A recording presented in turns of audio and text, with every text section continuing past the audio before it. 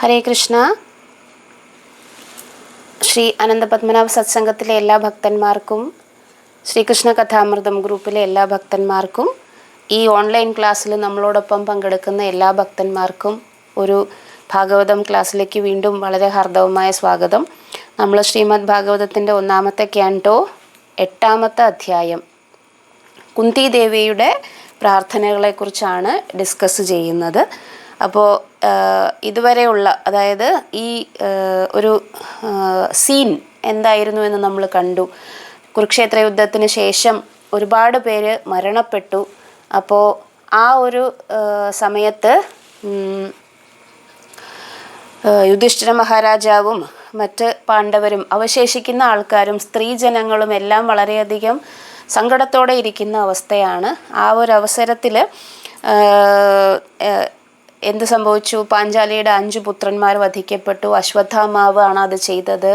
അങ്ങനെ അശ്വത്ഥാമാവിനെയും ഈ പ്രകാരം അർജുനനും ഭഗവാനും കൂടി ചേർന്ന് പിന്തുടർന്ന് പിടിച്ചുകൊണ്ട് വന്ന് അശ്വത്ഥാമാവിന് തൻ്റേതായിട്ടുള്ള, അതായത് പല അഭിപ്രായങ്ങളുണ്ടായിരുന്നു. അശ്വത്ഥാമാവിനെ എന്ത് ചെയ്യണം എന്നുള്ളത്, വധിക്കണം എന്നൊരഭിപ്രായം, അരുത്, അത് ദ്രോണൻ്റെ, അതായത് ദ്രോണരുടെ പുത്രനായതുകൊണ്ട് തന്നെ അങ്ങനെ ഒരു അവസ്ഥ കൺസിഡർ ചെയ്തിട്ട്, അല്ലെങ്കിൽ അതിനെ മാനിച്ചിട്ട് എന്ത് ചെയ്യണം എന്നുള്ള അഭിപ്രായം, ഇതിനെല്ലാത്തിനെയും മാനിച്ചുകൊണ്ട് അർജുനൻ എന്ത് ശിക്ഷയാണ് അശ്വത്ഥാമാവിന് കൊടുത്തത് എന്നും നമ്മൾ കണ്ടു. അതിനുശേഷം ഉള്ള കാര്യമാണ് ഇപ്പോൾ നമ്മൾ ഡിസ്കസ് ചെയ്യുന്നത്. ഇനി എന്താണ് അവിടെ സംഭവിക്കുക, അതായത് കുരുക്ഷേത്ര യുദ്ധത്തിന് ശേഷമുള്ള കാര്യമാണ് ഇപ്പോൾ നമ്മൾ ഡിസ്കസ് ചെയ്യുന്നത്. അപ്പോൾ എന്താണ് ശ്രീമദ് ഭാഗവതത്തിൽ ഈ ഒരു സെനാരിയോ, അതായത് കുരുക്ഷേത്ര യുദ്ധം കഴിഞ്ഞിട്ട് ശ്രീമദ് ഭാഗവതം പരീക്ഷിത്ത് മഹാരാജാവിന് ശുകദേവ ഗോസ്വാമി പറഞ്ഞു കൊടുക്കാനുണ്ടായ സാഹചര്യത്തെക്കുറിച്ചാണ് നൈമിഷാരണ്യത്തിലെ ഋഷിമാർ സൂത ഗോസ്വാമിയോട് ചോദിക്കുന്നത്. എന്തുകൊണ്ടാണ് ഭാഗവതം ഉപദേശിക്കപ്പെട്ടത് എന്നുള്ള ആ ഒരു ചോദ്യത്തിന് ഉത്തരമായിട്ടാണ് ഇവിടെ പരീക്ഷത്തിനെ കുറിച്ച് പറയേണ്ടി വരുന്നത്, അല്ലേ? പരീക്ഷിത്താണ് ഭാഗവതത്തിനെ കേട്ടുകൊണ്ട് സ്വന്തം ജീവിതത്തെ എന്ത് ചെയ്തത്? സഫലമാക്കിയത്. അപ്പോൾ ആ പരീക്ഷിത്ത് എങ്ങനെയാണ് തൻ്റെ യൗവനാവസ്ഥയിൽ എന്തുകൊണ്ടാണ് രാജ്യമെല്ലാം ത്യജിച്ച് ഈ പ്രകാരം ഒരു ഭാഗവതം കേൾക്കാൻ വേണ്ടിയിട്ട് എന്തുകൊണ്ടാണ് തൽപരനായത് എന്നുള്ള ചോദ്യത്തിന് ഉത്തരമായിട്ടാണ് പരീക്ഷത്തിനെ ഇവിടെ ഇൻട്രൊഡ്യൂസ് ചെയ്യുന്നത്. പരീക്ഷത്ത് ഇതുവരെ നമ്മൾ കണ്ടില്ല, പരീക്ഷത്തിനെ ഇതുവരെ നമ്മൾ കാണാൻ പോകുന്നതേ ഉള്ളൂ. അപ്പോൾ ഇവിടെ നമ്മൾ എന്ത് ചെയ്യുന്നു? 3-ാമത്തെ ശ്ലോകം വരെ കണ്ടു. 4-ാമത്തെ ശ്ലോകം മുതലാണ് 1, 8, 4. ഓക്കെ, നമുക്ക് ക്ലാസ്സിലേക്ക് കടക്കുന്നതിന് മുമ്പ് ചെറിയൊരു പ്രാർത്ഥന ചെയ്യാം. ഓം നമോ ഭഗവതേ വാസുദേവായ. ഓം നമോ ഭഗവതേ വാസുദേവായ. ഓം നമോ ഭഗവതേ വാസുദേവായ. നമോ ഓം വിഷ്ണുപാദായ കൃഷ്ണപ്രേഷ്ഠായ ഭൂതലേ ശ്രീമതേ ഭക്തിവേദാന്ത സ്വാമിന്നിതി നാമിനെ. നമസ്തേ സരസ്വതേ ദേവേ ഗൗരവാണി പ്രചാരിണേ നിർവിശേഷ ശൂന്യവാദി പാശ്ചാത്യദേശതാരിണേ. ജയ ശ്രീകൃഷ്ണ ചൈതന്യ പ്രഭു നിത്യാനന്ദ ശ്രീ അദ്വൈത ഗദാധര ശ്രീവാസാദി ഗൗരഭക്തവൃന്ദ. ഹരേ കൃഷ്ണ കൃഷ്ണ കൃഷ്ണ ഹരേ ഹരേ, ഹരേ രാമ രാമ രാമ ഹരേ ഹരേ. ഹരേ കൃഷ്ണ. അപ്പോൾ നമുക്ക് 4-ാമത്തെ ശ്ലോകത്തിലേക്ക് കിടക്കാം, വായിക്കാം. അനുഷ്ടുപ് ഛന്ദസ്സിലാണ് നമ്മൾ വായിക്കുന്നത്. ചെറിയ ശ്ലോകം. സാന്ത്വയാമാശ മുനിഭിർ ഹതബന്ധൂൻ സുചാർപ്പിതാൻ ഭൂതേഷു കാലസ്യ ഗതിം ദർശയന്ന പ്രതിക്രിയാം. സാന്ത്വയാമാസ മുനിഭിർ ഹതബന്ധൂൻ സുചാർപ്പിതാൻ ഭൂതേഷു കാലസ്യ ഗതിം ദർശയന്ന പ്രതിക്രിയാം. സാന്ത്വയാമാസ മുനിഭിർ ഹതബന്ധൂൻ സുചാർപ്പിതാൻ ഭൂതേഷു കാലസ്യ ഗതിം ദർശയന്ന പ്രതിക്രിയാം. എന്താണ് അവരെല്ലാവരും അന്ത്യേഷ്ടി കർമ്മങ്ങൾ ചെയ്യാൻ വേണ്ടിയിട്ട് കഴിഞ്ഞ ശ്ലോകത്തിൽ പറഞ്ഞത് എല്ലാവരും ചേർന്ന് ഒരു നദിയുടെ തീരത്ത്, എനിക്ക് തോന്നുന്നു ഗംഗയുടെ തീരത്താണ്, അതെ ഗംഗയുടെ തീരത്താണ് ഇവരെല്ലാവരും ഇപ്പോൾ ഉള്ളത്. അപ്പോൾ അറിയാം നമുക്ക്, നമ്മളുടെ പ്രിയപ്പെട്ട ഒരാൾ അല്ലെങ്കിൽ കുറച്ച് ബന്ധുക്കൾ നമ്മളെ വിട്ടുപോകുമ്പോൾ നമ്മൾക്ക് എല്ലാവർക്കും സ്വാഭാവികമായിട്ടും അത് ഡിവോട്ടീസ് ആണെങ്കിലും അല്ലെങ്കിലും എന്തുണ്ടാവും, നമുക്ക് കുറേ നാൾ നമ്മളോടൊപ്പം ഒരുമിച്ചുണ്ടായിരുന്ന ആൾക്കാർ ആരെങ്കിലും വിട്ടുപോയി കഴിഞ്ഞിട്ടുണ്ടെങ്കിൽ നമുക്ക് വിഷമമുണ്ടാകും. അപ്പോൾ ഈ ഒരു സമയത്ത് യുദ്ധത്തിൽ എല്ലാവരും, അതായത് ഈ പാണ്ഡവരും കൗരവരും എന്ന് പറയുന്നത് രണ്ട് വ്യത്യസ്ത വിഭാഗക്കാരല്ല, അവർ ബന്ധുക്കൾ തന്നെയാണ്. അപ്പോൾ പാണ്ഡവരുടെ ബന്ധുക്കൾ മരിച്ചാലും കൗരവരുടെ ബന്ധുക്കൾ മരിച്ചാലും രണ്ടും ഒരേ കുടുംബത്തിൽ തന്നെ ബന്ധുക്കളാണ്, അല്ലേ, ജനങ്ങളാണ്. അപ്പോൾ അതുകൊണ്ട് തന്നെ ഇവർക്ക് എല്ലാവർക്കും എന്തുണ്ടാവും, വിഷമമുണ്ടാകും. അതാണ് ഇവിടെ പറയുന്നത്. ആ സമയത്ത് എങ്ങനെയാണ് ഈ ശോകത്തിനെ അവർ തരണം ചെയ്യാൻ വേണ്ടിയിട്ട് എന്താണ് ഭഗവാൻ അവരുടെ അടുത്ത് പറഞ്ഞു കൊടുക്കുന്നത് എന്ന്. അപ്പോൾ ഇവിടെ എന്താണ് സാന്ത്വയം, നമുക്കറിയാം സാന്ത്വനിപ്പിക്കുക എന്ന് പറഞ്ഞാൽ മറ്റുള്ളവരെ, അതായത് ആ ഒരു ബുദ്ധിമുട്ടുള്ള സമയത്ത് അവർക്ക് ആശ്വാസം പകരുക എന്നാണ്. അതേ വാക്ക് തന്നെയാണ് ഇവിടെ സാന്ത്വയാം ആശ മുനിഭിർ ഹത ബന്ധൂൻ ശുചാർപ്പിടാൻ. അവിടെ സന്നിഹിതരായിരുന്ന മുനിമാരോടൊപ്പം ഹത ബന്ധൂൻ, ഹത എന്ന് പറഞ്ഞാൽ നഷ്ടപ്പെട്ട അല്ലെങ്കിൽ മരിച്ച, അതായത് ബന്ധുക്കൾ മരിച്ച, മിത്രങ്ങളും ബന്ധുക്കളും നഷ്ടപ്പെട്ട, ശുചാർപ്പിത പ്രഭാവിതരും നടുക്കം അനുഭവപ്പെട്ടവരുമായ സർവരും, അവിടെ ഉണ്ടായിരുന്ന എല്ലാ ആൾക്കാരും എന്താണ് ചിന്തിക്കേണ്ടത് എന്ന് പറയുന്നു. ഭൂതേഷു കാലസ്യ ഗതിം. കാലം എന്നുള്ള ഒരു ഫാക്ടർ അല്ലെങ്കിൽ ഒരു കാര്യം എന്ന് പറയുന്നത് എന്താണ്, ഇവിടെ കാലസ്യ ഗതിം എന്ന് പറയുന്നു. ഒരിക്കലും നമുക്ക് തടുക്കാൻ പറ്റാത്ത ഒന്നാണ്. എന്ത്? കാലസ്യ ഗതിം, സർവശക്തൻ്റെ അനുശാസനം. ഭഗവാൻ ഭഗവത്ഗീതയിൽ പറയുന്നുണ്ട് എന്താണ്,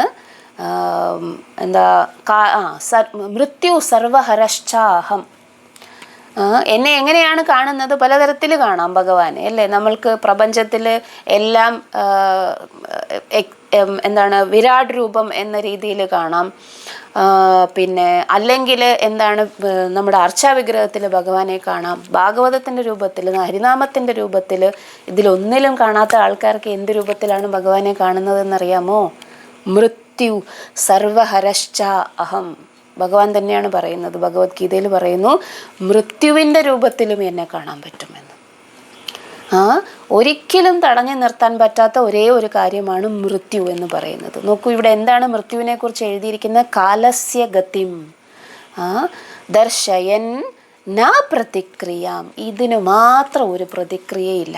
അസുഖം വന്നാലും ചികിത്സിക്കാം, പക്ഷേ മൃത്യു എന്ന് പറയുന്ന ഒരു കാര്യത്തിന് ഒരു പ്രതിക്രിയയുമില്ല.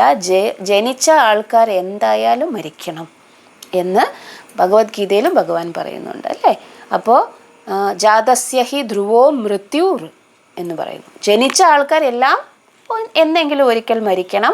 നമ്മൾ ജനിക്കുന്നതേ തന്നെ ഒരു ടിക്കിങ് ക്ലോക്കും കൊണ്ടാണ്.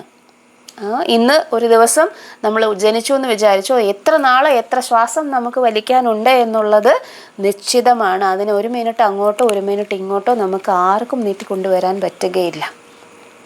അപ്പോൾ ഇവിടെ നോക്കൂ, അതിൻ്റെ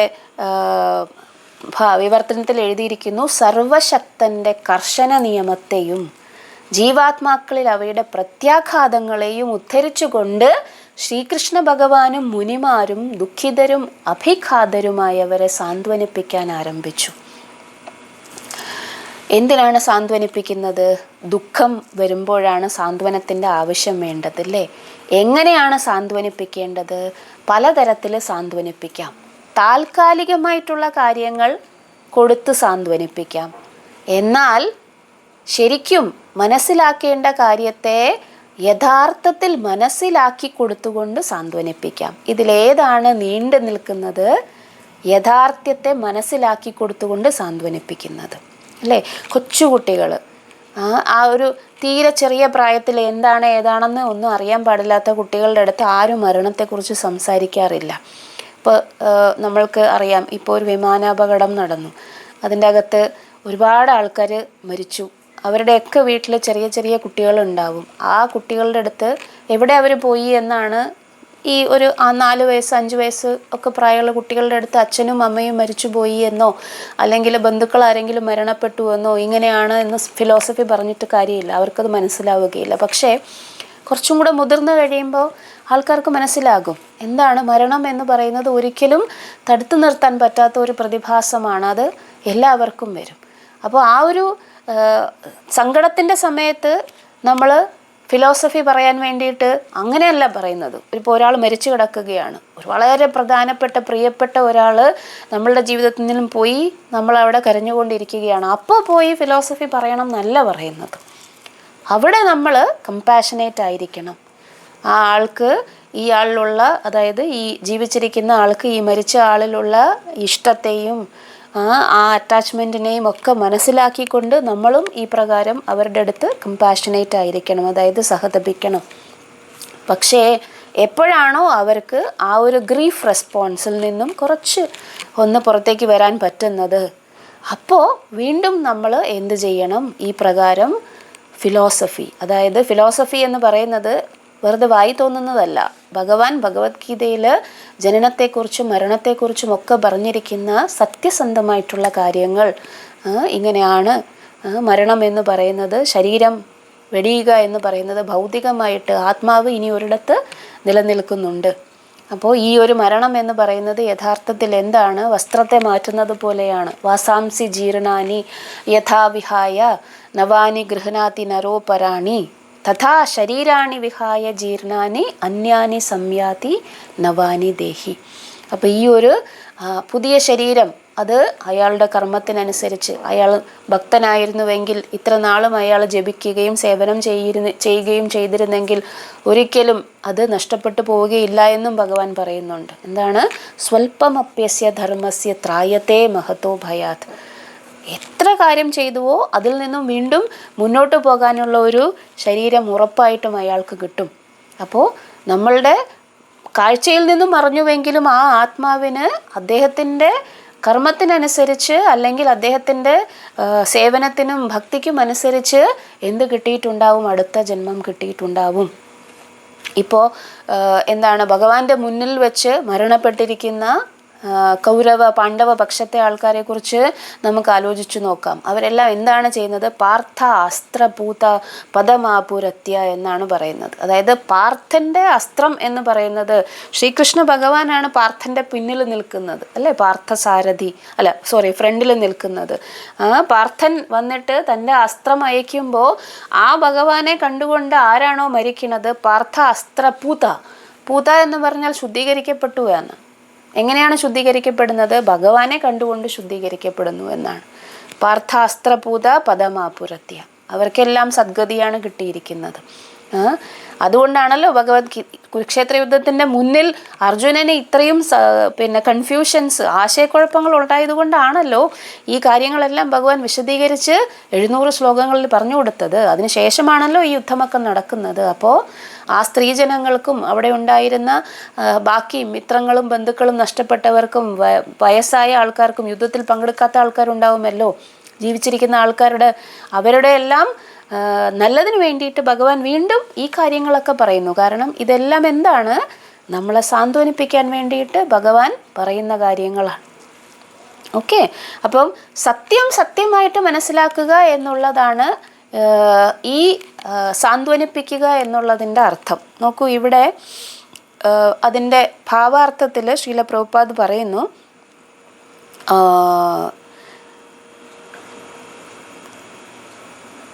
yes, and under the dictation of Maya we fight with one another to protect these false possessions.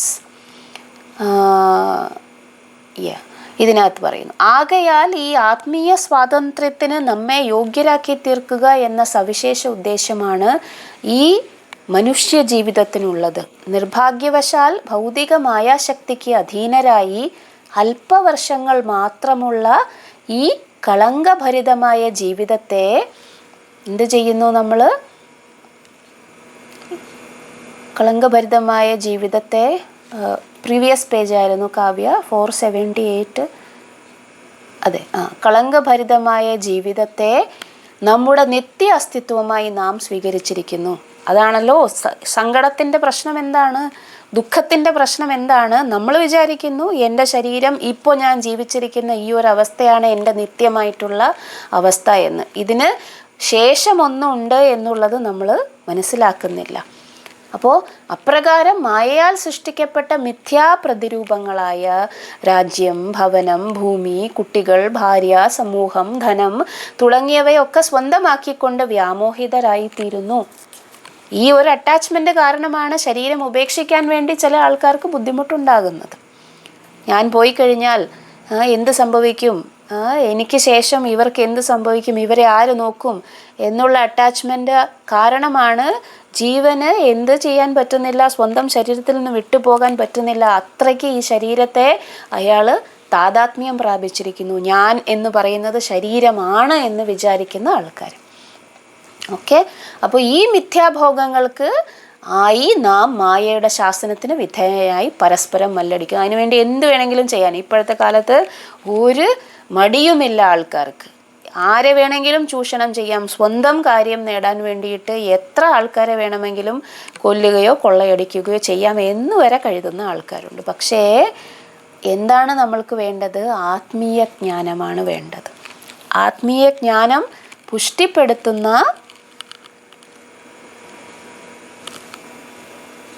പുഷ്ടിപ്പെടുത്തുന്നതിലൂടെ എന്തിനാണ് നമ്മളിതൊക്കെ പഠിക്കുന്നത്? അപ്പോൾ എല്ലാവിധ ഭൗതിക അനുസാരികളുമായി യഥാർത്ഥത്തിൽ നമുക്ക് യാതൊരു ബന്ധവുമില്ല എന്ന് നാം മനസ്സിലാക്കുന്നു.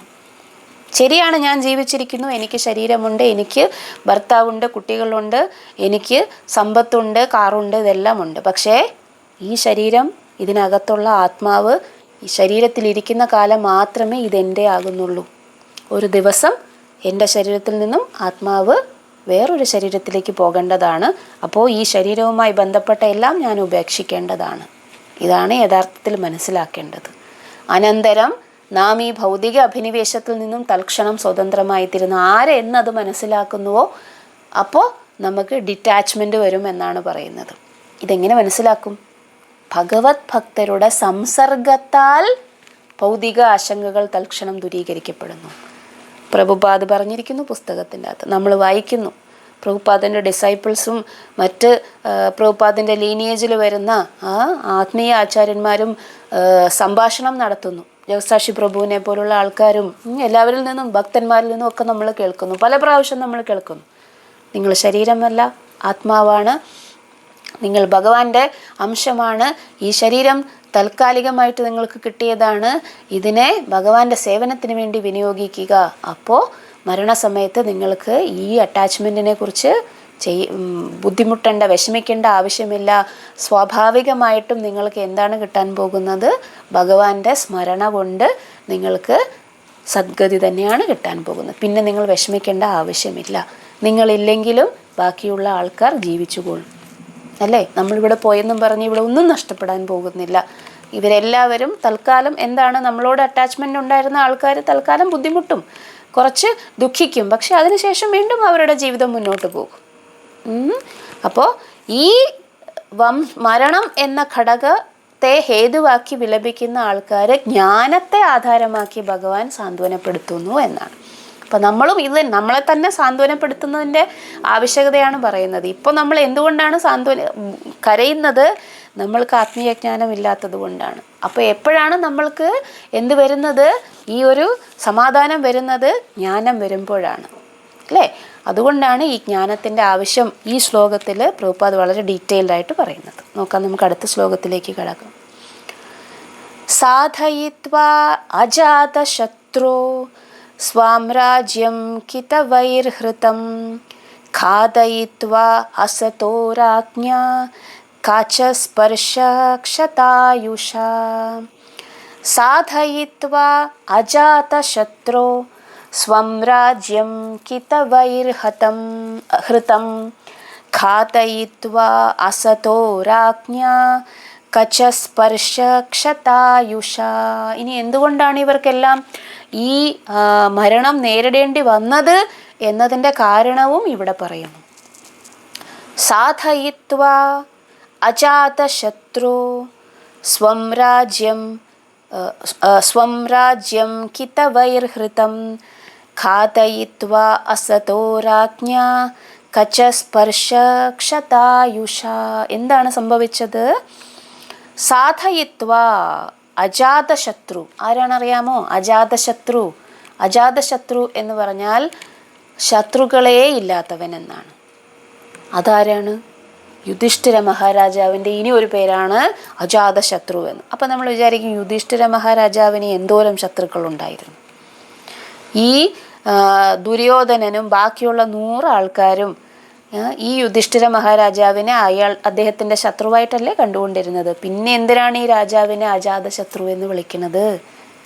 അജാതശത്രു എന്ന് പറഞ്ഞാൽ യുധിഷ്ഠിര മഹാരാജാവ് അവരെ ആരും ശത്രുക്കളായിട്ട് കാണുന്നില്ല. ധർമ്മത്തിന് വേണ്ടി ഭഗവാൻ പറഞ്ഞ യുദ്ധം ചെയ്യുക അല്ലാതെ ആ മുമ്പിൽ നിൽക്കുന്ന ദ്രോണരെയോ ഭീഷ്മരെയോ ദുര്യോധനനെയോ മറ്റുള്ള ആൾക്കാരെയോ അദ്ദേഹം സ്വന്തം ശത്രുവായിട്ട് കണ്ടിട്ടില്ല. അതാണ് ശത്രുക്കളെ ജനിക്കാത്ത. ഒരിക്കലും യുധിഷ്ഠിര മഹാരാജാവിനെ ശത്രു എന്ന് പറയുന്ന ആരും ജനിച്ചിട്ടേ ഇല്ല എന്നാണ് പറയുന്നത്. ഓക്കെ, ഇനി എങ്ങനെയാണ് എന്തുകൊണ്ടാണ് അപ്പോൾ മറ്റു പക്ഷത്തുള്ള, അതായത് മറുപക്ഷത്തുള്ള ദുര്യോധനൻ, ദുശാസനൻ അതുപോലുള്ള ആ കൗരവർമാർക്ക് എന്താണ് സംഭവിച്ചത്? ഘാതയിത്വ അസതോ രാജ്ഞ. അസതോ രാജ്ഞ ആരാണ്? അസത്തുക്കളായതുകൊണ്ട് എന്ത് സംഭവിച്ചു? അവർക്ക് ചില തെറ്റായ കാര്യങ്ങൾ വന്നിട്ട് അവർ ചെയ്തു. കച സ്പർശ ക്ഷതായുഷ. അതിൽ പ്രത്യേകിച്ചൊരു കാര്യം പറഞ്ഞിരിക്കുന്നത് എന്താണ്? രാജ്ഞ കച സ്പർശ ക്ഷത ആയുഷ. ക്ഷതം എന്ന് പറഞ്ഞാൽ ക്ഷതം സംഭവിച്ചു എന്ന് പറഞ്ഞാൽ എന്താണ്? കുറഞ്ഞു. ആയുഷം എന്ന് പറഞ്ഞു കഴിഞ്ഞാൽ ആയുസ്. ക്ഷത ആയുഷ എന്ന് പറഞ്ഞാൽ അവരുടെ ആയുസ് കുറഞ്ഞു. ആരുടെ? ദുര്യോധനാദികളുടെ. എങ്ങനെ കുറഞ്ഞു? രാജ്ഞ കച സ്പർശ. എന്താണ് രാജ്ഞി? ആരാണ് രാജ്ഞി? ദ്രൗപദി. എന്ത് സംഭവിച്ചു? ഈ ഏറ്റവും വലിയ ഘോരമായിട്ടുള്ള തെറ്റ് എന്ന് പറയുന്നത് എന്താണ്? രാജ്ഞിയുടെ തലമുടിക്കെട്ട് പരുക്കമായി കൈകാര്യം ചെയ്തു എന്നാണ്. കച സ്പർശ, തലമുടി. എന്ത് സംഭവിച്ചിരുന്നു? ആ അസത് സഭയിൽ ഒരിക്കലും ഒരു സ്ത്രീയെ ഉപദ്രവിക്കാൻ പാടില്ല എന്നാണ് ധർമ്മശാസ്ത്രങ്ങളിൽ പറയുന്നത്. ആ സ്ത്രീയെ ഋതുമതിയായിരിക്കുന്ന സമയത്ത് ഒറ്റ വസ്ത്രം മാത്രം ഉടുത്തുകൊണ്ട് അന്തഃപുരത്തിൽ കഴിയുന്ന സമയത്ത് മുടിക്കെട്ടിൽ പിടിച്ചു വലിച്ച് ഇഴച്ച് കൊണ്ടുവന്ന് നടുത്തളത്തിൽ കൊണ്ടിട്ട് എന്ത് ചെയ്യുന്നു? അപമാനിക്കാൻ ശ്രമിക്കുന്നു. ഇതിലും ക്രൂരമായിട്ടുള്ള ഒരു തെറ്റ് എന്താണ് മനുഷ്യവംശത്തിനുള്ളത്? അതാണ് ഇവിടെ സ്പെസിഫിക്കലി ഒരു പോയിന്റ് എടുത്ത് പറഞ്ഞിരിക്കുന്നത്. രാജ്ഞ കച സ്പർശ ക്ഷത ആയുഷ. ആയുസ് ക്ഷയിപ്പിക്കാൻ വേണ്ടിയിട്ട് ഏറ്റവും എളുപ്പമുള്ള മാർഗം ഇത് തന്നെയാണ്. ആരെ ഉപദ്രവിക്കുക? നിരാലംബയായിട്ടുള്ള അല്ലെങ്കിൽ തെറ്റൊന്നും ചെയ്യാത്ത ഒരു സ്ത്രീയെ ഉപദ്രവിക്കുക എന്നാൽ ഉറപ്പായിട്ടും നിങ്ങളുടെ ആയുസ്സിനെ നിങ്ങൾക്ക് കുറയ്ക്കാം. അങ്ങനെ എന്തെങ്കിലും നിങ്ങൾക്ക് ചെയ്യേണ്ടി വന്നു കഴിഞ്ഞിട്ടുണ്ടെങ്കിൽ ആയുസ്സിനെ കുറയ്ക്കാം എന്നാണ് പറയുന്നത്. അപ്പോൾ നോക്കാം എന്താണ്. ശത്രുരഹിതനായ യുധിഷ്ഠിരൻ്റെ രാജ്യം കൗശലക്കാരായ ദുര്യോധനനും കൂട്ടരും തന്ത്രപരമായി വഞ്ചനയിലൂടെ അപഹരിച്ചു. പക്ഷേ ഭഗവത് അനുഗ്രഹത്താൽ രാജ്യം വീണ്ടെടുക്കപ്പെട്ടു. ദുര്യോധന പക്ഷത്ത് ചേർന്ന തത്വദീക്ഷയില്ലാത്ത രാജാക്കന്മാർ ഭഗവാനാൽ വധിക്കപ്പെട്ടു. ആരാണ് വധിച്ചത്? ഭഗവാൻ അവിടെ ആയുധം എടുത്തില്ല. പക്ഷേ ഇതെല്ലാം വന്ന് ഓൾറെഡി ഞാൻ തീരുമാനിച്ചു കഴിഞ്ഞിരിക്കുന്നു അർജുന. നിമിത്തം മാത്രം ഭവ സവ്യസാചി എന്നാണ് ഭഗവാൻ പറഞ്ഞത്. നീ വെറും നിമിത്തം മാത്രമാണ് അർജുന. മറ്റേ കാലരൂപം, വിശ്വരൂപം, കാലരൂപം കാണിച്ചു കൊടുത്തിട്ട് ഭഗവാന്റെ കാലരൂപത്തിൽ അർജുനൻ കണ്ടു. അത് യുദ്ധത്തിന് മുന്നേ കണ്ടു. ഇവിടെ ഉണ്ടായിരുന്ന എല്ലാ ആൾക്കാരും ഭഗവാന്റെ വായിൽ അനേകം മുഖവും ബാഹുക്കളും ദന്തവും മൂർത്ത ദംഷ്ട്രകളും എല്ലാം കണ്ടു. അതിൻ്റെ അകത്ത് ഈ എല്ലാ യോദ്ധാക്കളും വന്നിട്ട് ചതഞ്ഞരഞ്ഞു പോകുന്നത്. ഇതാണ് കാലരൂപം എന്ന് പറഞ്ഞ് അർജുനൻ കണ്ടത്, വിശ്വരൂപം. എന്നിട്ട് അർജുനനോട് പറയുകയാണ് ഭഗവാൻ, ഇതെല്ലാം ഓൾറെഡി പ്രീ ഡിറ്റർമിൻഡ് ആണ് അർജുന, നിമിത്ത മാത്രം ഭവ. നീ അല്ലെങ്കിൽ ഇനി ഒരാൾ ഇതിൻ്റെ നിമിത്തമായി വരും. നിന്നെയാണ് ഇപ്പോൾ തൽക്കാലം നിമിത്തമായിട്ട് ഞാൻ വെച്ചിരിക്കുന്നത്. നിമിത്ത മാത്രം ഭവ സവ്യസാച്ചി. നീ ജസ്റ്റ് എന്താണ് ചെയ്യുന്നത്, എൻ്റെ ഇഷ്ടം വന്നിട്ട് അല്ലെങ്കിൽ എൻ്റെ നിശ്ചയം വന്നിട്ട് ചെയ്യുക മാത്രമേ ചെയ്യുന്നുള്ളൂ, അല്ലാതെ എന്ത് ചെയ്യുന്നില്ല, അത് നീയാണ് ചെയ്യുന്നത് എന്ന് വിചാരിക്കരുത്. അപ്പോൾ ഇവിടെ അതുകൊണ്ടാണ് പറഞ്ഞത്, രാജാക്കന്മാർ, തത്വദീക്ഷയില്ലാത്ത രാജാക്കന്മാർ, അസത്തോ രാജാക്കന്മാർ ഭഗവാനാൽ വധിക്കപ്പെട്ടു എന്ന് പറയുന്നത്. പിന്നെ ദ്രൗപദിയുടെ തലമുടിക്കെട്ടിനെ പരുഷമായി കൈകാര്യം ചെയ്യുകയാൽ മറ്റുള്ളവരുടെ ആയുസ് ന്യൂനീകരിക്കപ്പെടുകയും വധിക്കപ്പെടുകയും ചെയ്തു. ഇതിലെ ഏറ്റവും ഇമ്പോർട്ടൻ്റ് ആയിട്ട് ഇവിടെ ഒരു 5 പോയിന്റ് പ്രഭുപാദ് പറയുന്നുണ്ട്.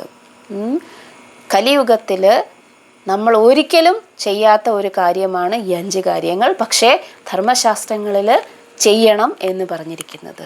1, വർണ്ണാശ്രമ വ്യവസ്ഥകളിൽ ഏറ്റവും ഇമ്പോർട്ടൻ്റ് ആയിട്ട് ബ്രാഹ്മണരെ കൺസിഡർ ചെയ്യുന്നു. ഇന്ന് അങ്ങനെ പറഞ്ഞു കഴിഞ്ഞിട്ടുണ്ടെങ്കിൽ നമ്മളെല്ലാവരും പഴി കേൾക്കും. എന്താണ് ബ്രാഹ്മണിക്കൽ ഹെജിമണി എന്നൊക്കെ പറഞ്ഞിട്ട് പുതിയ വാക്കുകളൊക്കെ ആൾക്കാരുണ്ടാക്കിയിട്ടുണ്ട്. എന്താണ് ഈ ബ്രാഹ്മണരെന്ന് അറിയാൻ പാടില്ലാത്തത് കൊണ്ടാണ് അവർ പറയുന്നത്. എന്താണ് ബ്രാഹ്മണർ? ജന്മം കൊണ്ടല്ല ബ്രാഹ്മണർ, കർമ്മം കൊണ്ടും ഗുണം കൊണ്ടും ആണ് ബ്രാഹ്മണർ. ശമോദമ തപ ശൗചം ക്ഷാന്തി ആർജവം ജ്ഞാനം വിജ്ഞാനം ആസ്തിക്യം ബ്രഹ്മകർമ്മ സ്വഭാവജ 9 ഗുണങ്ങൾ. ഇതുണ്ടെങ്കിലേ നിങ്ങൾക്ക് ബ്രാഹ്മണൻ എന്ന് പറയാൻ പറ്റുകയുള്ളൂ. ബ്രാഹ്മണരുടെ വംശത്തിൽ ജനിച്ചതുകൊണ്ടോ പൂണൂലിട്ടതുകൊണ്ടോ ബ്രാഹ്മണനാകുന്നില്ല.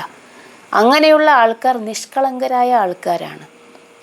ശമം, ദമം, തപ, ശൗചം, ക്ഷാന്തി, ആർജവം, ജ്ഞാനം, വിജ്ഞാനം. ഇതിൽ ബാക്കിയുള്ളവരെ അല്ലെങ്കിൽ ബാക്കിയുള്ള സമൂഹത്തിന് ദോഷമായിട്ട് എന്ത് കാര്യമാണുള്ളത്? അപ്പോൾ ഇവരെ സംരക്ഷിക്കാതെ അവരെ വധിക്കുക എന്ന് പറയുന്നത് ഉറപ്പായിട്ടും തെറ്റാണ്.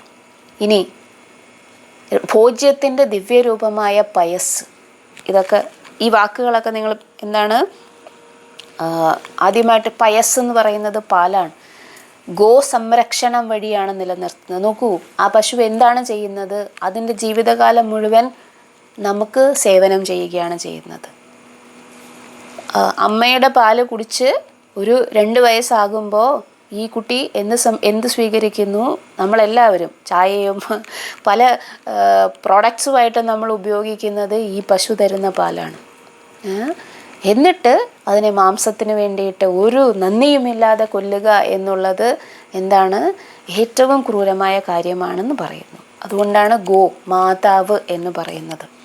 കളിയാക്കേണ്ട ആവശ്യമില്ല. കാരണം എന്താണ്? ഈ മാതാവ് എന്ന് പറയുന്നത് 7 മാതാക്കന്മാരെ കുറിച്ച് പറയുന്നുണ്ട്. 1 ഭൂമിയാണ്.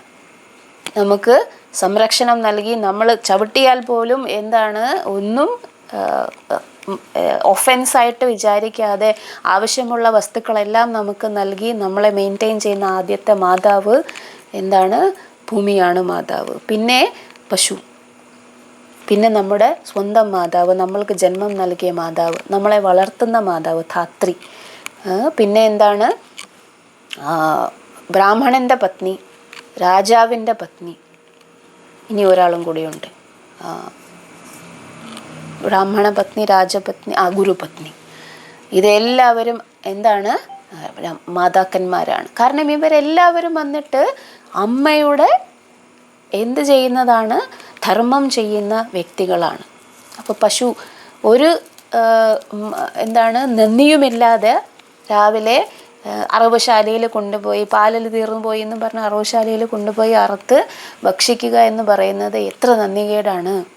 ഇനി സ്ത്രീ സംരക്ഷണം. സ്ത്രീകൾ വീക്കായതുകൊണ്ട് ആണോ എന്നുള്ളത് ഒരു എന്താണ് വിവാദത്തിനായിട്ട് പറയുന്നതല്ല. നമ്മൾ ഫിസിക് എന്ന് പറയും. ഫിസിക് എന്ന് പറഞ്ഞു കഴിഞ്ഞാൽ എന്താണ്? ശാരീരികമായിട്ടുള്ള വ്യത്യാസം.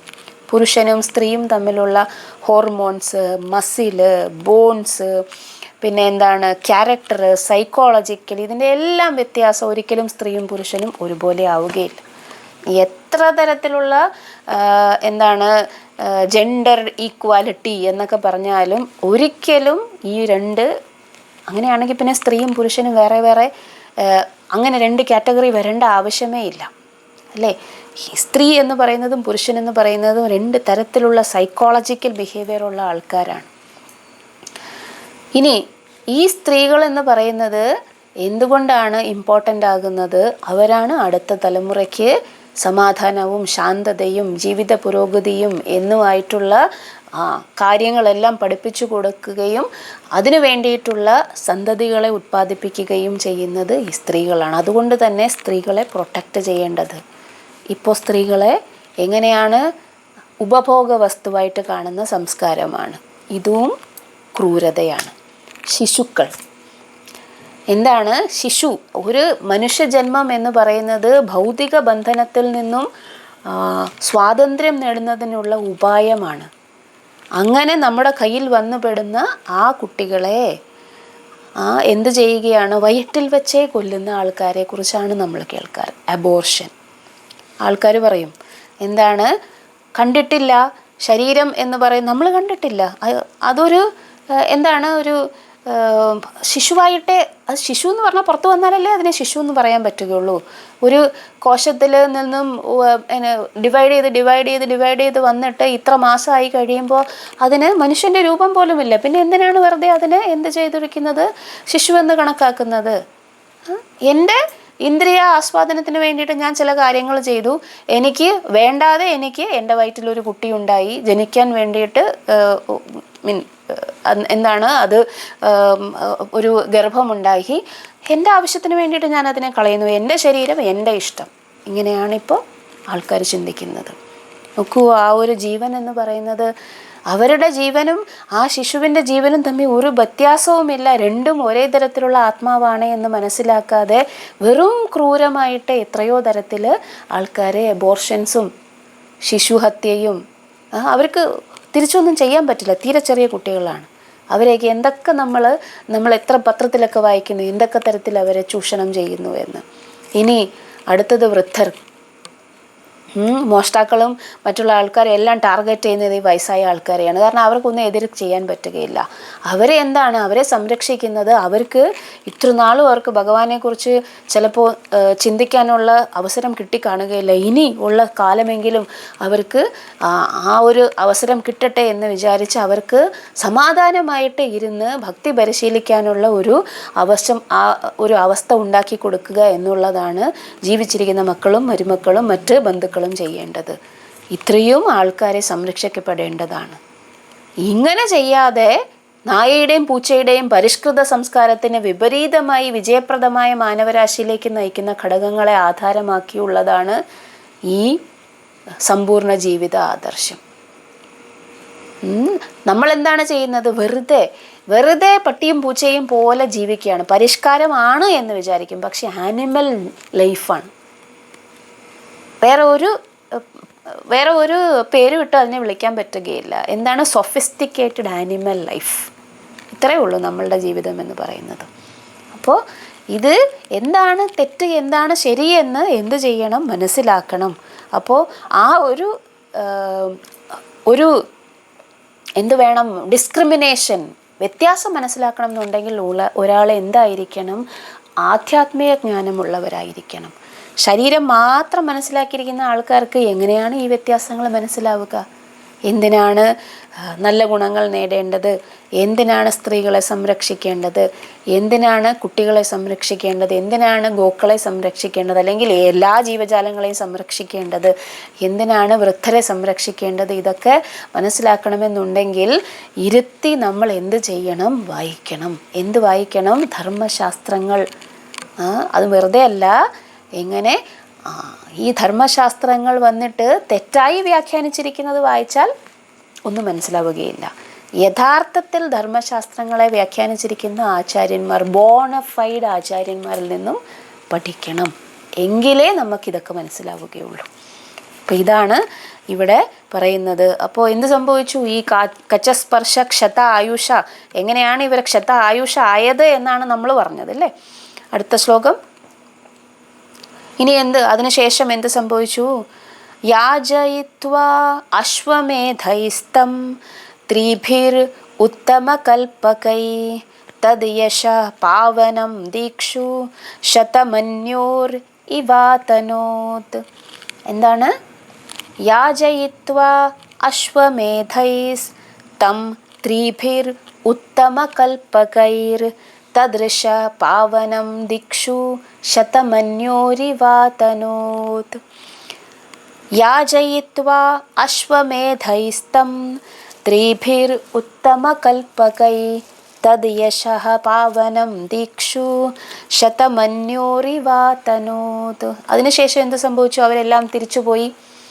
എന്നിട്ട് കുറച്ച് നാൾ ഭഗവാൻ ആരുടെ കൂടെ?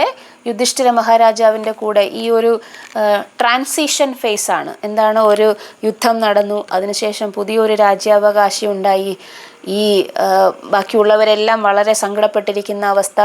അപ്പോൾ എല്ലാം ഉപേക്ഷിച്ച് ഭഗവാന് പോകാൻ പറ്റുകയില്ല. അപ്പോൾ കുറച്ച് മാസങ്ങൾ യുധിഷ്ഠിര മഹാരാജാവിൻ്റെ കൂടെ ഭഗവാൻ അവിടെ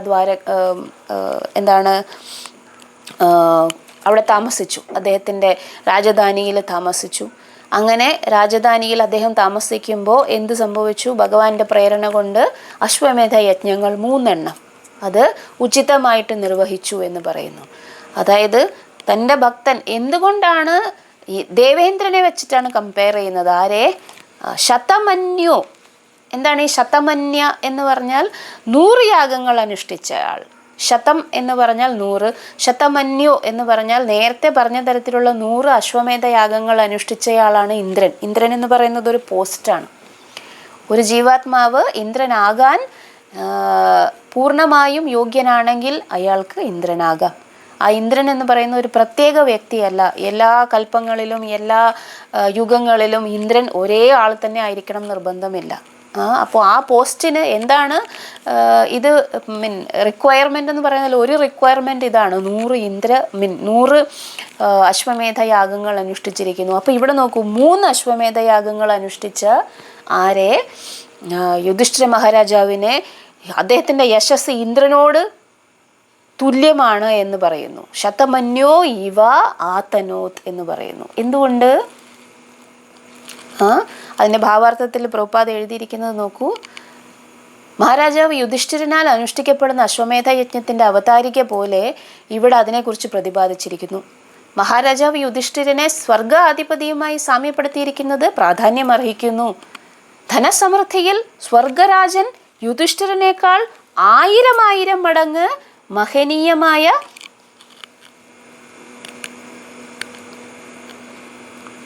മഹനീയനാണ്. എങ്കിൽ തന്നെയും യുധിഷ്ഠിര മഹാരാജാവിൻ്റെ യശസ് ഒട്ടും കുറവല്ല. കാരണം എന്തെന്നാൽ യുധിഷ്ഠിര മഹാരാജാവ് ഭഗവാന്റെ ശുദ്ധഭക്തനാകുന്നു. എന്താണ് ഗുണം? യുധിഷ്ഠിര മഹാരാജാവിൻ്റെ ഗുണം ഭഗവാന്റെ ശുദ്ധഭക്തനാകുന്നു എന്നതാണ് യുധിഷ്ഠിര മഹാരാജാവിൻ്റെ ഗുണം. അശ്വമേധ യജ്ഞങ്ങൾ അനുഷ്ഠിച്ചിട്ടുണ്ടോ ഇല്ലയോ, 100 എണ്ണമാണോ 3 എണ്ണമാണോ, ഇതൊന്നുമല്ല. ഭഗവത് ഭക്തരുടെ വിശേഷ അധികാരമാണ്. എന്താണ്? ഹരി ഒരു ശ്ലോകത്തിൽ പറയാറുണ്ട്, ഹരേർ അഭക്തസ്യ കുതോ മഹത് ഗുണ. ദേവന്മാർക്കുള്ള എല്ലാ തരത്തിലുമുള്ള ഗുണങ്ങളും ആർക്കുണ്ടാകും? ഭക്തന്മാർക്കുണ്ടാകും. സ്വാഭാവികമായിട്ടും ഭക്തന്മാർ അങ്ങനെ ആയിരിക്കും. പക്ഷേ ഹരിയുടെ അഭക്തന്മാർക്ക് കുതോ മഹത് ഗുണ, എന്ത് മഹത് ഗുണമാണുള്ളത്? മനോരഥേനാവതി ധാവതോ ബഹി. അവരുടെ ചിന്തയെല്ലാം എന്താണ്? മനോരഥത്തിലാണ് നടക്കുന്നത്. ഇമാജിനറി എന്താണ് സാങ്കല്പികമായിട്ടുള്ള ലോകത്ത് സഞ്ചരിച്ചു കൊണ്ടിരിക്കുകയാണ്. അവർക്ക് അവരുടെ കോൺഷ്യസ്നെസ്സിൽ ഭഗവാനില്ല. പക്ഷെ ഭക്തന്മാരുടെ കോൺഷ്യസ്നെസ്സിൽ എപ്പോഴും ഭഗവാൻ ഉള്ളത് കൊണ്ട് അവർക്ക് ഭഗവാന്റെ തക്കതായിട്ടുള്ള എന്താണ് ഈക്വലായിട്ടുള്ള കീർത്തിയാണുള്ളത്. നോക്കൂ, യുധിഷ്ഠിര മഹാരാജാവ്, അർജുനൻ, പ്രഹ്ലാദ് മഹാരാജാവ്, ധ്രുവ മഹാരാജാവ്, അംബരീഷ മഹാരാജാവ്, ഗജേന്ദ്രൻ, ഇവരെയൊക്കെ നമ്മൾ ഇപ്പോഴും ഓർക്കുന്നതിന് എന്താണ് കാരണം? പോസിറ്റീവായിട്ട് ഓർക്കുന്നതിന് എന്താണ് കാരണം? അവരുടെ ഭക്തി അല്ലേ? അത് വെച്ചിട്ടാണ് നമ്മൾ ഓർക്കുന്നത്. രാവണൻ, ദുര്യോധനൻ, ദുശാസനൻ, പിന്നെ ആരാണ്? ആ തരത്തിലുള്ള ആൾക്കാരെയൊക്കെ നമ്മൾ നെഗറ്റീവായിട്ട് ഓർക്കുന്നതിന് എന്താണ് കാരണം? അങ്ങനെ ആകാൻ പാടില്ല എന്ന് ഓർക്കുന്നതിന് എന്താണ് കാരണം? അവരുടെ അഭക്തി കൊണ്ടാണ്. സോ ഭക്തിയുള്ള ആൾക്കാർ എപ്പോഴും കീർത്തിമാന്മാരായിരിക്കും. അഭക്തന്മാർ എപ്പോഴും മനോരഥേനാവതി ധാവത്തോ ബഹി. അത് കാരണം കീർത്തിയുടെ കാര്യം പറയേണ്ട ആവശ്യമേ ഇല്ല. അപ്പോൾ യുധിഷ്ഠിര മഹാരാജാവിന് എന്ത് സംഭവിച്ചു? അശ്വമേധ യജ്ഞങ്ങളൊക്കെ അദ്ദേഹം ചെയ്തു. അതിനുശേഷം 7ാമത്തെ ശ്ലോകം, ആമന്ത്ര്യ പാണ്ഡുപുത്രംശ്ച സൈനേ യോദ്ധവ സംയുത ദ്വൈപായനാദിഭിർവിപ്രൈ പൂജിത പ്രതിപൂജിത. എന്താണ്? ആമന്ത്ര്യ പാണ്ഡുപുത്രംശ്ച സൈനേ യോദ്ധവ സംയുത ദ്വൈപായനാദിഭിർവിപ്രൈ പൂജിതൈ പ്രതിപൂജിത. ആമന്ത്ര്യ പാണ്ഡുപുത്രംശ്ച സൈനേ യോദ്ധവ സംയുതഃ ദ്വൈപായനാദിഭിർവിപ്രൈ പൂജിതൈ പ്രതിപൂജിത. ഇവിടെ ഭഗവാനെ അവസാനം ഭഗവാൻ കുറച്ച് നാളുകൾക്ക് ശേഷം എന്ത് ചെയ്യുകയാണ്? തിരിച്ചു പോകാൻ വേണ്ടി ഒരുങ്ങുകയാണ് അല്ലേ? ഇത്ര നാളും എവിടെയായിരുന്നു? യുദ്ധവും മറ്റു കാര്യങ്ങളും ഒക്കെ ആയിട്ട് ആകെ തിരക്കിലായിരുന്നു ഭഗവാൻ. ദ്വാരകയിൽ നിന്നും വിട്ടു നിന്നിരുന്നു. ഇനിയിപ്പോൾ സ്വന്തം സ്ഥലമായ ദ്വാരകയിലേക്ക് ആർക്ക് തിരിച്ചു പോകണം? ഭഗവാന് തിരിച്ചു പോകണം. അവിടെയും രാജാവാണല്ലേ ഭഗവാൻ, അവിടെ കാര്യങ്ങളൊക്കെ ചെയ്യാനുണ്ടല്ലോ. അപ്പോൾ എന്ത് ചെയ്യുന്നു? ഡിപ്പാർച്ചർ. ആർക്കും ഭഗവാനെ വിട്ടുപിരിയാൻ താല്പര്യമല്ല, എങ്കിലും ഭഗവാൻ പോയേ പറ്റുകയുള്ളൂ. സോ അപ്പോൾ എന്ത് സംഭവിച്ചു? പാണ്ഡുപുത്രന്മാർ, അതായത് യുധിഷ്ഠിരൻ ആദിയായ ആൾക്കാരെ വിളിച്ചു. പിന്നെ അപ്പോൾ പോകുന്ന സമയത്ത് സാത്യകി ആരാണ്? ഭഗവാന്റെ സേന തേരാളിയാണ്. ഉദ്ധവർ ഭഗവാന്റെ ഏറ്റവും ബെസ്റ്റ് ഫ്രണ്ടാണ്. അദ്ദേഹവും എല്ലാവരും ചേർന്നിട്ട് പോകാൻ വേണ്ടി ഒരുങ്ങുകയാണ്. അപ്പോൾ അവിടെ സന്നിഹിതരായിരുന്ന ദ്വൈപായന ആദി, കൃഷ്ണദ്വൈപായന, വ്യാസദേവൻ ഉൾപ്പെടെയുള്ള ആൾക്കാർ, വിപ്രന്മാരെല്ലാം അദ്ദേഹത്തെ പൂജിച്ചു. അതേപോലെ തന്നെ ഭഗവാനും ഈ പ്രകാരം അവർക്ക് തക്കതായിട്ടുള്ള എന്ത് കൊടുത്തു? ആദരവും നൽകി. അപ്പോൾ എന്താണ്?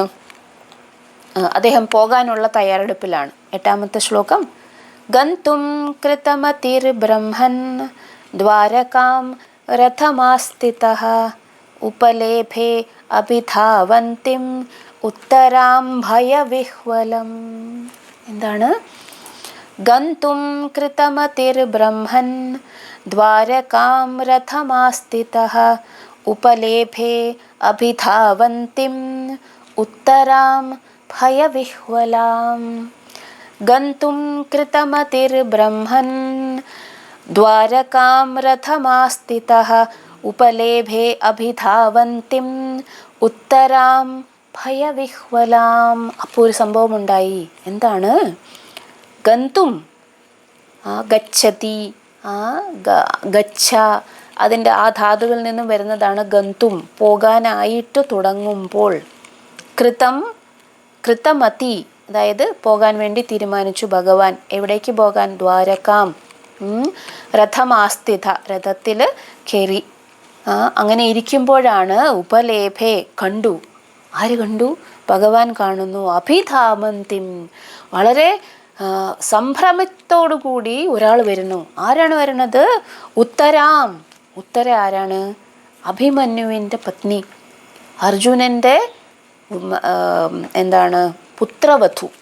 അഭിമന്യു അറിയാലേ നമുക്ക്. അഭിമന്യുവിനെ 12 വയസ്സുള്ള 12 മുതൽ 14 വയസ്സുള്ള സമയത്ത്, ബാലനായിരിക്കുന്ന സമയത്ത്, ഓൾറെഡി മാരേജ് എല്ലാം കഴിഞ്ഞു. ആ സമയത്ത് ഉത്തര പ്രഗ്നൻ്റ് ആണ്. ആ ഗർഭവതിയായിരിക്കുന്ന ഉത്തരയെ വിട്ടിട്ടാണ് അഭിമന്യു എന്തിനു പോകുന്നു? യുദ്ധത്തിന് പോകുന്നത്. പക്ഷേ അവിടെ ചക്രവ്യൂഹത്തിൽപ്പെട്ട് അഭിമന്യുവിനെ വധിക്കുകയാണ് ഉണ്ടായത്. അപ്പോൾ അഭിമന്യുവും വധിക്കപ്പെട്ടു. പക്ഷേ അഭിമന്യുവിൻ്റെ ഭാര്യ ഉത്തര വന്നിട്ട് എന്ത് ചെയ്യുന്നു? ഭയവിഹ്വലയായിട്ട് എവിടേക്ക് വരികയാണ്? ഭഗവാന്റെ അടുത്തേക്ക് ഓടി വരികയാണ്. അനന്തരം രഥത്തിൽ കയറി ദ്വാരകയിലേക്ക് പുറപ്പെടാൻ ഒരുങ്ങുമ്പോൾ ഉത്തര ഭയവിഹ്വലയായി തൻ്റെ നേരെ ത്വരിതഗതിയിൽ വരുന്നത് ഭഗവാൻ കണ്ടു.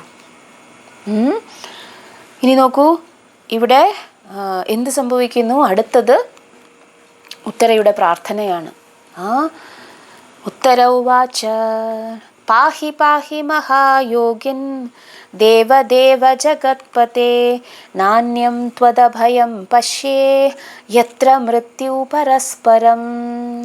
ഉത്തര ഉവാച പാഹി പാഹി മഹായോഗിൻ ദേവദേവ ജഗത്പതേ നാന്യം ത്വദഭയം പശ്യേ യത്ര മൃത്യു പരസ്പരം. പാഹി പാഹി മഹായോഗിൻ ദേവദേവ ജഗത്പതേ നാന്യം ത്വദഭയം പശ്യേ യത്ര മൃത്യു പരസ്പരം. എന്ത് സംഭവിച്ചു? ഉത്തര വന്നിട്ട് പറയുകയാണ്, പാഹി പാഹി പാഹിമാം പാഹിമാം എന്ന് പറഞ്ഞാൽ എന്നെ സംരക്ഷിക്കൂ ഭഗവാനെ എന്നാണ് പറയുക. മഹായോഗി, ഭഗവാനെ വിളിക്കുകയാണ് ഉത്തര. മഹായോഗി, അല്ലയോ ദേവാദിദേവ പ്രപഞ്ചനാഥ പരമോന്നത യോഗിയായ അങ്ങ് ദയവായി എന്നെ രക്ഷിച്ചാലും. ദേവദേവ ജഗത്പതേ, ഭഗവാനെ വിളിക്കുകയാണ്. നാ അന്യം, അങ്ങല്ലാതെ വേറെ ആരുമില്ല. ത്വദഭയം പശ്യേത്, ത്വദഭയം, അങ്ങല്ലാതെ വേറെ ആരും എനിക്ക് അഭയമില്ല. എപ്പോ? പശ്യേ എത്ര മൃത്യു പരസ്പരം, മൃത്യുവിനെ മുഖത്തോട് മുഖം കാണുമ്പോൾ ഈ ഒരു അവസ്ഥയിൽ എന്നെ സംരക്ഷിക്കാൻ അങ്ങല്ലാതെ മറ്റാരുമില്ല. നോക്കൂ, ഇതാണ് ആൾക്കാർ, അതായത് ആചാര്യന്മാർ പറയുന്നത് ഭഗവാന്റെ ഭക്തവാത്സല്യം, ഭക്തന്റെ എന്താ പറയുക, ചാസ്റ്റിറ്റി, പാതിവൃത്യം, രണ്ട് തരം കാര്യങ്ങൾ പറയുന്നുണ്ട്. എന്താണ്? ഭഗവാന്റെ ഭക്തവാത്സല്യം, ഭക്തന്റെ ചാസ്റ്റിറ്റി. ഭക്തന്റെ ചാസ്റ്റിറ്റി എന്താണ്? ഭക്തന് ഭഗവാൻ അല്ലാതെ വേറെ ആരെയും സംരക്ഷിക്കാൻ വേണ്ടിയിട്ട് വിളിക്കുകയില്ല. എന്തു വന്നാലും ഭഗവാനിൽ മാത്രമേ അദ്ദേഹം ആശ്രയം പ്രാപിക്കുകയുള്ളൂ. ഇനി ഭഗവാനാകട്ടെ ആ ഭക്തനെ സംരക്ഷിക്കാൻ വേണ്ടി ഏതറ്റം വേണമെങ്കിലും പോകും. സ്വന്തം വാക്ക് തെറ്റിക്കുകയോ അർജുനനോട് പറഞ്ഞു, യുദ്ധം ചെയ്യുന്ന സമയത്ത് പറഞ്ഞു ഞാൻ ആയുധം എടുക്കൂല എന്ന് പറഞ്ഞു. അർജുനന്റെ നേരെ ആരുടെ അസ്ത്രം, ഭീഷ്മദേവന്റെ അസ്ത്രം വന്നിട്ട് അത്രയ്ക്ക് സീരിയസ് ആയിട്ട് ഭീഷ്മദേവൻ ഇന്ന് അർജുനനെ കൊല്ലുമെന്ന് പറഞ്ഞ് എന്ത് ചെയ്യുകയാണ്? യുദ്ധം ചെയ്തുകൊണ്ടിരിക്കുകയാണ്. അപ്പോൾ ഒന്നും ആലോചിച്ചില്ല ഭഗവാൻ. അവിടെ നിന്ന് ചാടിയിറങ്ങി പൊട്ടിയ ഒരു രഥത്തിനെ എടുത്ത് എന്ത് ചെയ്യുകയാണ്? ഹരിരിവ ഹന്തും ഗത ഉത്തരീയ. ഹരിരിവ ഹന്തും, ആന ഒരു സിംഹം, ആനയും സിംഹവും തമ്മിലുള്ള കമ്പാരിസൺ നോക്കണം. ആനയുടെ മസ്തകത്തിൽ സിംഹം ഒറ്റ അടി അടിച്ചാൽ മതി, ആന മരണപ്പെടുമെന്നാണ് പറയുന്നത്. അപ്പോൾ ഹരിരിവ ഹന്തും ഗത ഉത്തരീയ, ഉത്തരീയവും പറഞ്ഞ് എവിടേക്കോ പോയി. ദേഹത്ത് മൊത്തം പൊടി പിടിച്ച്, കുതിരക്കുളമ്പടിയിൽ നിന്നുള്ള പൊടിയും അതും ഇതൊക്കെ പിടിച്ച് ഗ്രേ കളറായി. ഭഗവാന്റെ മുടിയൊക്കെ ഗ്രേ കളറായി. അപ്പോൾ എന്നിട്ടും അത്രയും ദേഷ്യത്തോടു കൂടി പൊട്ടിയ രഥവുമായിട്ട് എണീറ്റ് എൻ്റെ നേരെ വരുന്ന ആ ഒരു ഭഗവാനെയാണ് ഞാൻ അവസാനം ഈ ഒരു പിക്ചറാണ്, ഭഗവാന്റെ ഈ ഒരു രൂപമാണ് ഭീഷ്മദേവർ വന്നിട്ട് തൻ്റെ മരണശയ്യയിൽ കിടക്കുമ്പോൾ ആലോചിക്കുന്നത്. സ്വന്തം വാക്ക് വേണമെങ്കിൽ തെറ്റിക്കാം അല്ലേ ഭഗവാൻ, എന്തിനു വേണ്ടി? ഭക്തനെ രക്ഷിക്കാൻ വേണ്ടിയിട്ട്. അതാണ് ഭഗവാന്റെ എന്തെന്ന് പറയുന്നത്? ഭക്തവാത്സല്യം എന്ന് പറയുന്നത്. ഭക്തന്റെ ചാസ്റ്റിറ്റി എന്താണ്? പാതിവൃത്യം എന്താണ്? വേറെ ആരുമില്ല. നാ അന്യം ത്വദഭയം പശ്യേ യത്ര മൃത്യു പരസ്പരം. മൃത്യുവിനെ പരസ്പരം കാണുന്ന കണ്ടീഷനാണോ അതോ ചെറിയ ചെറിയ പ്രശ്നങ്ങളാണ്? എന്ത് വന്നാലും ഭഗവാൻ അല്ലാതെ വേറെ ആരുമില്ല എന്നുള്ളതാണ് ഭക്തന്റെ ചാസ്റ്റിറ്റി എന്ന് പറയുന്നത്. ഉത്തരം അങ്ങനെ പറഞ്ഞിട്ട് പ്രാർത്ഥിക്കുന്നു. എന്താണ് അടുത്തത് പ്രാർത്ഥിക്കുന്നത്? അഭിദ്രവതി മാമീശ സരസ്തപ്തായശോ വിഭോ കാമം ദഹതു മാം നാഥ മാമേ ഗർഭോ നിപത്യതാം. എന്ത് സംഭവിച്ചു ഉത്തരയ്ക്ക്? എന്തിനാണ് ഉത്തരക്ക് അറിയുന്നത്? അഭിദ്രവതി മാമീശ ശരസ്തപ്തായശോ വിഭോ കാമം ദഹതു മാം നാഥ മാമേ ഗർഭോ നിപത്യതാം. അഭിദ്രവതി മാമീശ, എൻ്റെ നേരെ എന്തോ വരുന്നു ഭഗവാനെ. ഈശ അല്ലയോ ഭഗവാനെ. സരഹ തപ്തായ ശോ വിഭോ, എന്താണ്? ശരമാണ് വരുന്നത്. എന്തോ ഒരു അസ്ത്രമാണ് വരുന്നത്. തപ്ത എന്ന് പറഞ്ഞാൽ ഭയങ്കര ചൂടോടുകൂടി അഗ്നി ജ്വലിക്കുന്ന ഒരു ശരത്തിനെയാണ് ഞാൻ കാണുന്നത്. അയശ എന്ന് പറഞ്ഞാൽ അല്ലയോ വിഭോ, എൻ്റെ നേരെ അതാ ഒരു അസ്ത്രം പാഞ്ഞു വരുന്നു, ഭയങ്കര ഭീകരമായി കത്തിജ്വലിക്കുന്ന പോലെ ഒരു ഒരു ശരം പാഞ്ഞു വരുന്നതാണ് ഞാൻ കാണുന്നത്. കാമം ദഹതു മാം നാഥ, അത് വേണമെങ്കിൽ എന്നെ നശിപ്പിച്ചോട്ടെ, എനിക്കൊരു പ്രശ്നവുമില്ല. പക്ഷേ അല്ലയോ നാഥ, മാ മേ ഗർഭനിപത്യതാം, ആകെ ഒരേ ഒരു അനന്തരാവകാശി മാത്രമേ ഈ ഗർഭത്തിലുള്ളൂ. അല്ലയോ ഭഗവാനെ, ഈ അനന്തരാവകാശിയും ഇല്ലാതാക്കാൻ വേണ്ടിയിട്ടാണ് ഈ ഒരു അസ്ത്രം വരുന്നത് എന്നെനിക്ക് മനസ്സിലാകുന്നു. മാമേ ഗർഭോ അപിപത്യതാം, എൻ്റെ ഗർഭത്തിനെ അലസിപ്പിക്കാൻ അല്ലെങ്കിൽ നിപതിക്കുക അല്ലെങ്കിൽ നശിപ്പിക്കാൻ വേണ്ടിയിട്ട് ഇതിനെ അനുവദിക്കരുത് ഭഗവാനെ. അമ്മയുടെ പ്രാർത്ഥനയാണ്, എനിക്ക് എന്ത് വേണമെങ്കിലും സംഭവിച്ചോട്ടെ ഭഗവാനെ, എൻ്റെ കുഞ്ഞിനെ സംരക്ഷിക്കണേ. Oh my lord, you are all powerful. A fiery iron arrow is coming towards me fast. My Lord, let it burn me personally if you so desire, but please do not let it burn and abort my embryo. Please do me this favor, oh my Lord. എന്താണ് പറയുന്നത്? അല്ലയോ ഭഗവാനെ, അങ്ങ് സർവശക്തനാണ്. ഒരു ദിവ്യാസ്ത്രം അതിവേഗത്തിൽ എന്നെ സമീപിക്കുന്നു. അല്ലയോ ഭഗവാനെ, അങ്ങയുടെ ഇച്ഛ അതാണെങ്കിൽ അത് എന്നെ മാത്രം ദഹിപ്പിച്ചു കൊള്ളട്ടെ, എന്നാൽ എൻ്റെ ഭ്രൂണത്തെ ദഹിപ്പിച്ച് ഗർഭഛിദ്രമുണ്ടാക്കാൻ അനുവദിക്കരുത്. എൻ്റെ ഭഗവാനെ, ദയവായി എന്നോട് കാരുണ്യം കാട്ടണമേ. എന്ത് സംഭവിച്ചു? ആരാണ് ഉത്തരയുടെ നേരെ ഈ അസ്ത്രം അയച്ചിരിക്കുന്നത്? സൂത ഗോസ്വാമി അടുത്തത് പറയാൻ തുടങ്ങും. അപ്പോൾ നമുക്ക് അടുത്ത ക്ലാസ്സിൽ എന്ത് ചെയ്യാം, ഈ ഒരു ശ്ലോകങ്ങളുടെ ബാക്കി കണ്ടിന്യൂവേറ്റി ആയിട്ട് നമുക്ക് അടുത്ത വ്യാഴാഴ്ച കാണാം. എന്താണ് ഉത്തരയ്ക്ക് സംഭവിച്ചത്? ആരാണ് ഉത്തരയുടെ ഗർഭത്തിലെ ശിശുവിനെ നശിപ്പിക്കാൻ വേണ്ടി? ആരാണ് ആ ശിശു? എങ്ങനെയാണ് ഭഗവാൻ ആ ശിശുവിനെ സംരക്ഷിക്കുന്നത്? അതാരാണ് ആ ശിശു? നമ്മൾ പ്രതിപാദിക്കാൻ പോകുന്ന പരീക്ഷിത് എന്ന് പറയുന്ന ആ ഒരു പരമ ഭക്തൻ്റെ ജനനത്തിനെ കുറിച്ചാണ് നമ്മൾ അടുത്ത ക്ലാസ്സുകളിൽ ഡിസ്കസ് ചെയ്യാൻ പോകുന്നത്. അതോടൊപ്പം തന്നെ ഈ ഒരു സംഭവത്തിന് ശേഷം ഭഗവാൻ തിരിച്ചു പോകുമ്പോൾ എന്ത് ചെയ്യുന്നു? കുന്തി ദേവി എല്ലാ സഹായത്തിനുമുള്ള നന്ദിയും മറ്റ് കടപ്പാടോടും കൂടി ഭഗവാനെ വളരെ മനോഹരമായിട്ട് ചോയ്സസ്റ്റ് ആയിട്ടുള്ള ശ്ലോകങ്ങളിൽ കൂടി പ്രാർത്ഥിക്കുന്നു. നമുക്കതും കേൾക്കാം, ഹൃദിസ്ഥമാക്കാം. നമുക്ക് ഭാഗവതത്തിനെ വീണ്ടും റിലീസ് ചെയ്തുകൊണ്ടേയിരിക്കാം. ഇടതടവില്ലാതെ ഈ ക്ലാസ് മുന്നോട്ട് പോകണമെന്ന് എല്ലാവരെയും പോലെ ഞാനും നിങ്ങളുമൊക്കെ ആഗ്രഹിക്കുന്നു. അതിന് നമ്മൾക്ക് ആയുസ്സും ആരോഗ്യവും ഭഗവാൻ തരട്ടെ എന്ന് പ്രാർത്ഥിച്ചുകൊണ്ട് നമുക്ക് ഈ ക്ലാസ് ഇവിടെ അവസാനിപ്പിക്കാം. ഹരേ കൃഷ്ണ.